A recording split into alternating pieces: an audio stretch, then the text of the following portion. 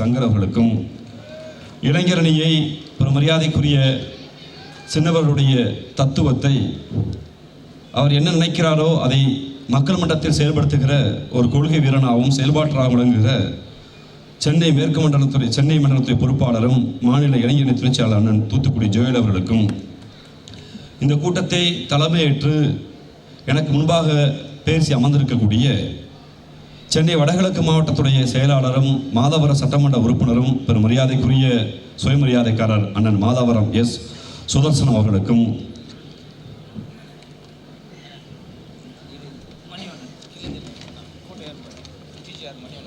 இந்த கூட்டத்தை ஏற்பாடு செய்திருக்கக்கூடிய அண்ணன் மணிவண்ணன் அவர்களுக்கும், மாவட்ட உறுப்பினர் அண்ணன் சொக்கலிங்கம் அவர்களுக்கும், பிறப்பை மனிதர்களை ஒருவன் பிரம்மன் தடையில் பிறந்தான், அவன் மேலு பிறப்புக்காரன்,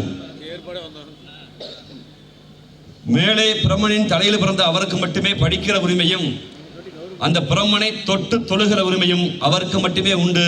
காரணம் அவர் மேற்பிறப்பு என்றும், பிரம்மன் காலடியில் பிறந்த இந்த கூட்டத்தில் பங்கேற்றிருக்கிற நாம் எல்லாம் கீழ்பிறப்புக்காரர்கள், நம்ம எல்லாம் கீழ்பிறப்பு என்று சொல்லி சமூக அடையாளங்களை ஒதுக்கி வைத்த போது இந்தியாவில் ஒரே ஒரு தலைவன் தான் சொன்னான், அது என்னடா மேல்பிறப்பு, அது என்னடா கீழ்பிறப்பு, எல்லோரும் சமமான உடன்பிறப்பு என்று அழைத்தார்.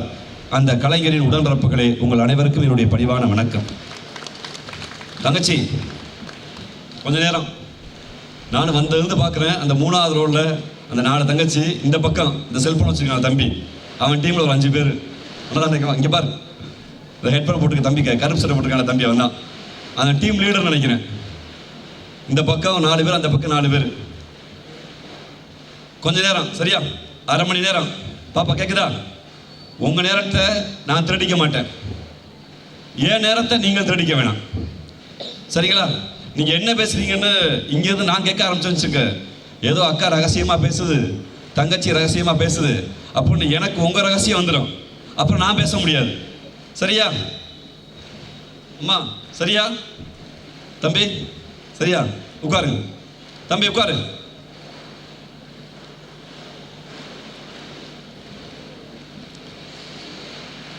இந்தியா என்றால் ஏதோ திருப்பி என்னடா கொஞ்ச நேரம்டா, இந்த ஹெட்மாஸ்டர் மாதிரி நீ என்ன பேசுறேன்னு எனக்கு சுவாரஸ்யமாயிரும், சரியா? கொஞ்ச நேரம். இந்தியா என்பது அண்ணா, இந்த வெடி என்னென்ன யாருக்கு போறாங்கண்ணே? நமக்கு தானா அண்ணா? சரிண்ணே. ஹிந்தி பேசுகிற மக்களுக்கு மட்டும் சொந்தமான நாடு இந்தியா என்றால் இந்தியாவுடைய அடையாளம் ஏதோ இந்திக்காரர்கள் மட்டும்தான். இந்தியா என்றால் வெள்ளையாக முழு முழு இருக்கிற இந்தி பேசுவனுக்கு மட்டுமே சொந்தமான நாடு. இந்தியா என்பது இந்தி ஹிந்தி என்று இந்த நாட்டுடைய பிரதம அமைச்சர் பெரும் மரியாதைக்குரிய நரேந்திர மோடியுடைய மூளைக்குள் ஏற்பட்ட சிக்கலால் ஏதோ ஹிந்தி பேசுவன் மட்டுமே உயர்ந்தவன், இந்த நாட்டின் அடையாளம் ஹிந்தி மட்டும்தான் என்று தனக்குத்தானே ஒரு கற்பனையில் வாழ்கிற நரேந்திர மோடி அவர்களுக்கு இந்தியா என்பது ஏதோ ஒரு மொழி பேசுவனுக்கு சொந்தமான நாடு இல்லை. இந்தியாவில் இருக்கிற காஷ்மீர் என்கிற மாநிலத்தில் காஷ்மீரி என்கிற மொழி பேசப்படுகிறது. இந்தியாவில் இருக்கிற ஹிமாச்சல பிரதேசம் என்கிற மாநிலத்தில் ஹிம் என்கிற மொழி பேசப்படுகிறது. இந்தியாவில் இருக்கிற பஞ்சாப் என்கிற மாநிலத்தில் பஞ்சாபி என்கிற மொழி பேசப்படுகிறது. இந்தியாவில் இருக்கிற ராஜஸ்தான் என்கிற மாநிலத்தில் மார்வாரி என்கிற மொழி பேசப்படுகிறது. இந்தியாவில் இருக்கிற குஜராத் என்கிற மாநிலத்தில் குஜராத்தி மொழி பேசப்படுகிறது. இந்தியாவில் இருக்கிற மகாராஷ்டிரா மாநிலத்தில் மராட்டி என்கிற மொழி பேசப்படுகிறது. பீகார் என்கிற மாநிலத்தில் சாந்திலியும் மைதிலியும் போஜ்பூரியும் கனோஜும் பேசப்படுகிறது. உத்தரப்பிரதேசம் என்கிற மாநிலத்தில் சாந்திலியும் மைதிலியும் கனோஜும் அவதி என்கிற மொழியும் பேசப்படுகிறது. அசாம் என்கிற மாநிலத்தில் அசாமி என்கிற மொழி பேசப்படுகிறது. ஜார்க்கண்ட் என்கிற மாநிலத்தில் மைதிலி என்கிற மொழியும் கனோஜ் என்கிற மொழியும் சாந்திலி என்கிற மொழியும் பேசப்படுகிறது. மேலே இருக்கக்கூடிய சத்தீஸ்கர் என்கிற மாநிலத்திலும் மத்திய பிரதேச என்கிற மாநிலத்திலும் அதே மைதிலி கனோஜ் அவதி மொழிகள் பேசப்படுகிறது. திரிபுரா என்கிற மாநிலத்தில் திரிபுரி என்கிற மொழி பேசப்படுகிறது. நாகாலாந்து என்கிற மாநிலத்தில் நாகா என்கிற மொழி பேசப்படுகிறது. ஒரிசா என்கிற மாநிலத்தில் ஒரியா என்கிற மொழி பேசப்படுகிறது. பக்கத்தில் இருக்கிற தெலுங்கானா ஆந்திரா என்கிற மாநிலத்தில் சுந்தர தெலுங்கு என்கிற மொழி பேசப்படுகிறது. கர்நாடகா என்கிற மாநிலத்தில் கன்னடம் பேசப்படுகிறது. கேரளா என்கிற மாநிலத்தில் மலையாளம் என்கிற மொழி பேசப்படுகிறது. தமிழ்நாட்டில் நம்முடைய தாய்மொழியான செம்மொழியான தமிழ் பேசப்படுகிறது. இத்தனை மொழிகள் பேசப்படுகிற போது இந்தியா என்றால் ஹிந்தி மட்டுமே அடையாளம். இந்தியா என்றால் ஹிந்தி பேசுவன் மட்டுமே உயர்ந்தவன். இந்தியாவுடைய ரயில்வே நிலையங்களில் ஹிந்தி தான் சிறப்பான மொழி. இந்தியாவுடைய வங்கிகளில் ஹிந்தி தான் பெரிய மொழி. இந்தியாவில் இருக்கிற இன்கம் டாக்ஸ் ஆபீஸில் ஹிந்தி தான் பெரிய மொழி. இடி என்று கொல்லைப்புறத்தில் ஏவல் நாய்களாக வருகிற இடி, இன்கம் டாக்ஸ் என்று ஒன்றிய அரசு இருக்கிற எல்லா ஏஜென்சிகளும் ஹிந்தி தான் பெரியவன். அப்படின்னா அந்த இந்திக்கார சென்ட்ரல் கவர்மெண்ட் ஆபீஸ்க்குள்ள வெள்ளையா இருந்து யாராவது இருந்தா அவள்லாம் கை சுத்தமானவா, அவள்லாம் லஞ்சம் வாங்க மாட்டா, அவள்லாம் நேர்மையானவ. ஆனா தாசில்தார் ஆபீஸுக்கும் போலீஸ் ஸ்டேஷனுக்கும் இங்க இருக்கக்கூடிய ஸ்டேட் கவர்மெண்ட் ஆபீஸ் வந்துட்டா இவன் கருப்பா இருப்பான், இவன் நம்மாளா இருப்பான், அவன் லஞ்சம் வாங்குவான்.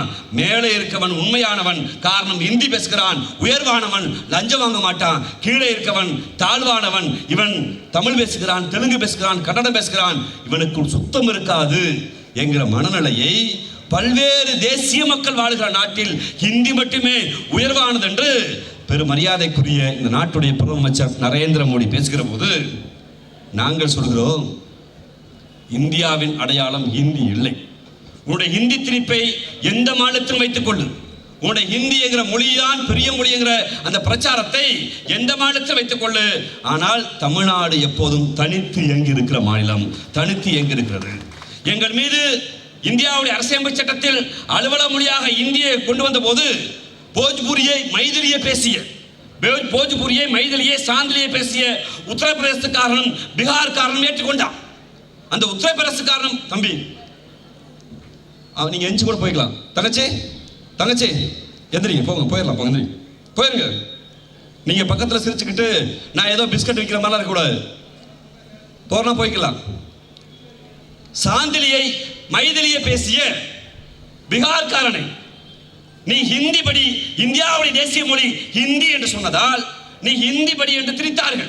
அப்போது தமிழ்நாட்டுக்குள் இந்தியை கொண்டு வந்த போது தந்தை பெரியார் என்கிற பெருங்கிழவனும் பேரறிஞர் அண்ணா என்கிற பெருந்தகையும் இந்த கழகத்துக்காரனும் பெருமரியாதைக்குரிய மாவட்ட செயலாளர் சொன்னார் அல்லவா, இந்த மாணவர் படையும் இந்திக்கு தமிழ்நாட்டில் ஆதிக்கமாம், நீங்கள் எல்லோரும் வாருங்கள் நாட்டினரே, தமிழுக்கு தீமை வந்த பின்னும் இந்த தேகம் இருந்த ஒரு லாபம் உண்டு. இந்திய மொழி இந்தி திருப்பி எங்கள் மீது வந்த போது எப்பக்க வந்து புகுதல் வெந்தி எத்தனை பட்டாளம் கூட்டி வரும் அற்பமன்பம் இந்திதனை அழித்தலுவன் ஆதிக்கந்தனை மாங்கோயில் கோவிடும் பூஞ்சோலை எம்மை மாட்ட நினைக்கும் சிறைச்சாலை ஏங்க விடும் தமிழ் தாய்தனை இவ்வுயிர் உடலை விட்டு நீங்க வர என்று ஹிந்தியை எதிர்த்து தமிழ்நாட்டுக்குள் ஹிந்தி வராமல் நாம் செய்தோம். உடனே உங்க எல்லாருக்கும் ஹிந்தி படிக்காதனால நமக்கு அரசாங்க வேலை கிடைக்கல, ஹிந்தி படிக்காதனால நம்ம இந்தியாவுக்கே போக முடியல, ஹிந்தி படிக்காதனால நம்ம பொருளாதாரத்தில் தாழ்ந்துட்டோம், ஹிந்தி படிக்க முடியாதனால நம்ம வடநாட்டுக்கெல்லாம் எப்படி போறதுன்னு பெரும் மரியாதைக்குரிய பாஜகவுடைய தலைவர் அண்ணாமலையும் பெரும் மரியாதைக்குரிய ஒன்றிய அமைச்சர் இங்க இருக்கக்கூடிய முருகன் போன்றவர்களும் ஹிந்தியை நீங்க படிச்சுக்கங்கிறாங்க. நீங்கள் ஒரே ஒரு ஒப்பீடு தான். இந்தியாவுடைய அரச மொழியாக இந்தியை கொண்டு வந்த போது பீகார்காரன் ஏற்றுக்கொண்டான். இந்தியாவுடைய அரசு மொழியாக இந்தியை கொண்டு வந்த போது உத்தரப்பிரதேசக்காரன் ஏற்றுக்கொண்டான். அவன் தாய்மொழி போஜ்பூரி, கனோஜ், அவதி, மைதிலி போன்ற மொழிகள். நம்முடைய தாய்மொழி தமிழ், எங்களுக்கு ஹிந்தி வேண்டாம் என்று சொன்னோம்.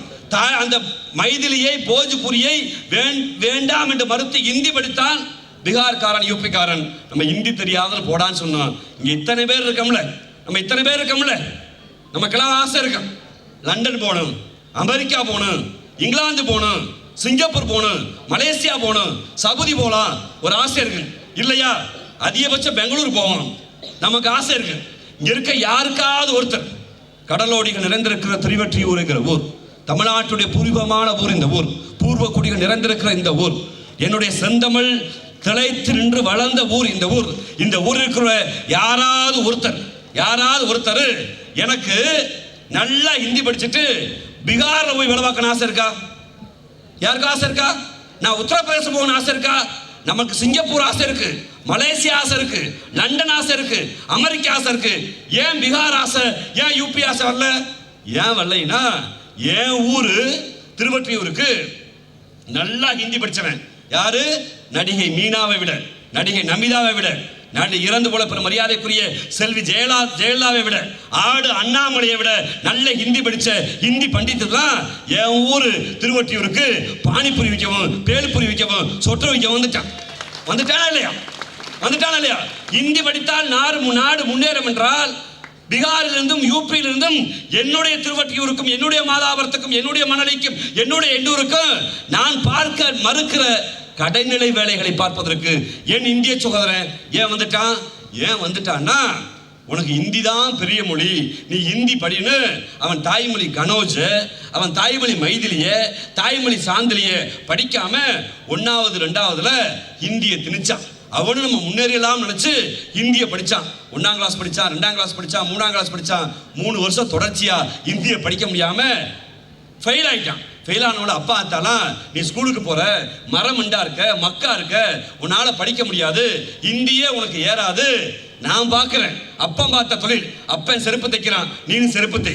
அப்பன் ஆடு மாடு மேய்க்கிறான், நீனு ஆடு மாடு மேய். அப்பன் வளையலுக்கிறான், நீனு வளையல். அப்பன் விவசாயம் செய்யறான், நீனு விவசாயம் செய். அப்பன் பறையடிக்கிறான், நீனு பறையடி. அப்பன் வட்டிக்கு விடுறான், நீனு வட்டிக்கு விடு. அப்பன் பணம் ஏறுறான், நீனு பணம் ஏறனு. நம்மளை போலவே யூபிக்காரனு பீகார்காரனு அப்பன் பார்த்த வேலையை, தாத்தா பார்த்த வேலையை எல்லாரையும் கொண்டாந்து ஸ்கூலுக்கு போக முடியாம ஹிந்தி படிக்க முடியாமன்றனால சொந்த வேலையை குலத்தொழில பார்க்க ஆரம்பிச்சான்.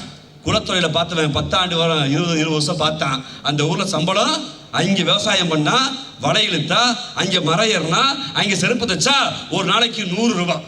ஒரு நாளைக்கு 100 ரூபாய் பார்த்தா இந்த 100 ரூபாய் கட்டுப்படி ஆகாது. எந்த ஊருக்கு போனா படைக்கலாம், எந்த ஊருக்கு போனா இந்த 100 ரூபாயை 200 ரூபாய் ஆக்கலாம், எந்த ஊருக்கு போனா இந்த 100 ரூபாயை 300 ரூபாய் ஆக்கலாம். தமிழ்நாடு என்கிற ஊருக்கு போனால் ஒரு நாளைக்கு குறைந்தபட்சம் 300 ரூபாய் தருவான். ஆந்திரா எங்க ஊருக்கு போனால் ஒரு நாளைக்கு 400 ரூபாய் தருவான். நம்ம இனிமே பீகார்லையும் யூபிலையும் வாழ முடியாதுன்னு எந்த இந்திய படித்தானோ அந்த இந்திய சகோதரன் இந்தி தெரியாது போடா என்று சொன்ன தமிழ்நாட்டுக்கு வந்து விட்டான். இந்தி தெரியாது என்று சொல்கிற இந்த ஊருக்கு 300 ரூபாய்க்கு 400 ரூபாய்க்கு ஒரு நாள் வயிற்று பிழப்புக்கு இந்தி பண்டித்துகள் ஏறத்தாழ 28 லட்சம் பேர் தமிழ்நாட்டுக்கு வந்திருக்கிறான். நாங்கள் பெருமையோடு சொல்கிறோம், அந்த நிலை தமிழ்நாட்டுக்கு சென்ற தமிழர்கள் யாருக்கும் யூபிக்கோ பீகாருக்கோ மாப்பிக்கோ சத்தீஸ்கருக்கோ ஜார்க்கண்டுக்கோ போகிற நிலை இல்லை. காரணம், இந்தி தெரியாது போடா என்று எங்கள் தாய்மொழியான தமிழையும் உலக தொடர்புக்கு ஆங்கிலத்தையும், கணினியில் கோலோச்சுகிற ஆங்கிலத்தையும், நீங்க சொல்கிற செல்போனில் கோலோச்சுகிற ஆங்கிலத்தையும், தகவல் தொழில்நுட்பத்தையும் இந்த மொழி எங்களுக்கு கொடுத்தது. அதனால் தான் இந்தியாவில் நாங்கள் தனித்து நிற்கிறோம். வளர்ந்த மாநில பட்டியலில் இந்தி தெரியாது போடா என்று சொல்கிற தமிழ்நாடு 2வது இடம், இந்தி படித்த பீகார் 23வது இடம். மருத்துவத்துறையில் இந்தி தெரியாது போடா என்று சொல்கிற தமிழ்நாடு 2வது இடம், ஆனால் பீகார் யூபி 23வது இடம். பொருளாதார வளர்ச்சியில், ஒட்டுமொத்த தனிமனித பொருளாதார வளர்ச்சியில் இந்தியாவை விட வளர்ந்த மாநில பட்டியலில் உலக நாடுகளோடு போட்டி போடுவதற்கு, பின்லாந்தோடு அயர்லாந்தோடு போட்டி போடுவதற்கு நீங்க பாக்குறீங்கல்ல. இன்று கட்சி வைத்திருக்க மரியாதை நடிகர் விஜய், பெரிய நடிகர், அவர் ஒப்பிடுப்பாரு. எந்த நடிகராவது புதிதாக கட்சி ஆரம்பித்திருக்க யாராவது ஒருத்தர் நீ பீகாரை பாரு, யூபியை பாரு, மாப்பியை பாருன்னு ஒப்பீடு பண்றானா? அதுக்கு மாறா என்ன பண்றான்? நீ லண்டனை பாரு, அமெரிக்கா பாரு, அந்த ஊர்ல பஸ் அப்படி ஓடுது, அந்த ஊர்ல ட்ரெயின் எப்படி இருக்கு, அந்த ஊர்ல காலேஜ் எப்படி இருக்கு, அந்த ஊர்ல அவளை சம்பாதிக்கிறான். நம்ம பிள்ளைகளுக்கு அம்மா இல்ல மலேசியா ட்ரெயினை பார்த்தா பலபலன்னு இருக்கு. வடிவேல் சொல்ல மாதிரி சோத்தை கொட்டி ரோட்ல போட்டு 2 வாய் அடிக்கலாமே, துபாய் ரோடு அப்படி இருக்கு அப்படின்னு பிற நாடோட போயிடுறான். துபாயோட ஒப்பிடுறான், ஜெர்மனோட ஒப்பிடுறான், ரஷ்யாவோட ஒப்பிடுறான், சைனாவோட ஒப்பிடுறான். தமிழ்நாட்டில் இந்தி தெரியாது போடா என்று சொன்ன தமிழ்நாடு இந்தியாவில் எந்த மாநிலத்தில் ஒப்பிடப்படுவதில்லை. நாங்கள் தனித்து நிற்கிறோம், சிறந்து நிற்கிறோம், வளர்ந்து நிற்கிறோம். இன்னைக்கு பார்க்கிறோம்ல, உச்சபட்ச நட்சத்திரம் எங்க இருக்காங்க? சினிமா துறையில நான் போட்டுகிற பெருமரியாதைக்குரிய நடிகர் விஜய் அவர்கள் 200 கோடி சம்பளம் வாங்குறாருல. சாதாரண உங்களை போல என்ன போல இருக்க அண்ணன் தம்பி தான், நம்ம அண்ணனும் தம்பியும். 200 கோடி ஓவா. எத்தனை கோடி? 200 கோடி ஓவா. 60 ஆண்டுகளுக்கு முன்பு தமிழ் சினிமா என்கிற சினிமா இல்லை. தமிழ் சினிமா இல்லை. தெலுங்கு கீர்த்தனைகள் மீடியம் இல்லை, மீடியமே இல்லை. இன்னைக்கு இந்தியாவில் மொத்தம் 4 வகையான சினிமா தான். ஒன்று, இங்க இருக்கக்கூடிய கோடம்பாக்கம், எனக்கு எழுத தெரியும், பேச தெரியும். கன்னியாகுமரி ஏதோ ஒரு கடற்கரை ஓரத்தில் இருக்கிறேன். கடற்கரை ஓரத்தில் இருந்து எனக்கு கவிதை எழுத தெரியும். என்னுடைய சாதி எது, மதம் எது என்று சென்னை பார்க்காது. பஸ்ஸை பிடிச்சி ட்ரெயினை பிடிச்சி கிளம்பி கோடம்பாக்கம் வந்துட்டா, ஐயா நீ என்ன சாதின்னு கேட்க மாட்டான், நீ என்ன மதம் கேட்க மாட்டான், நீ என்ன மொழி கேட்க மாட்டான். நல்லா கவிதை எழுத தெரியுமா? நல்லா எழுதியாண்டான். அப்படித்தான் வடுகப்பட்டியில் ஒருத்தர் பிறந்தார். எனக்கு பெயர் தேவையுடைய பேரான்னு சொன்னார். எனக்கு அண்ணாவை பிடிக்கும்னு சொன்னார். நான் நல்லா எழுதுவேண்டார். தமிழை அன்னை போல் நேசிக்கிறேன்னு சொன்னார். தண்ணீர் தேசம் என்று ஒரு கவிதையை கொடுத்தார். இதோ கள்ளிக்காட்டு இதிகாசம் என்று கொடுத்தான். சாதாரண குடும்பத்தில் பிறந்த கருப்பாக உங்களை போல் இருக்கிற பெருமரியாதைக்குரிய கவிப்பேரரசு வைரமுத்து என்கிற மனிதனை இந்த தமிழ் சினிமாவில் அடையாளப்பட்டு கொடுத்தது. சாதாரண குடும்பத்தில் சாதாரண உங்களை போன்று ரத்தமும் சதையுமாக வளர்ந்து நிற்கிற நடிகர் சூப்பர் ஸ்டார் ரஜினிகாந்த் என்கிற மனிதரை தமிழ் சினிமா அடையாளப்பட்டு கொடுத்தது. ராமநாதபுரம் மாவட்டத்தில் எங்கோ ஒரு மீனவ கிராமத்தில் எங்கோ பிறந்த பெருமரியாதைக்குரிய ஜோசப் விஜய் என்று அழைக்கப்படுகிற அண்ணன்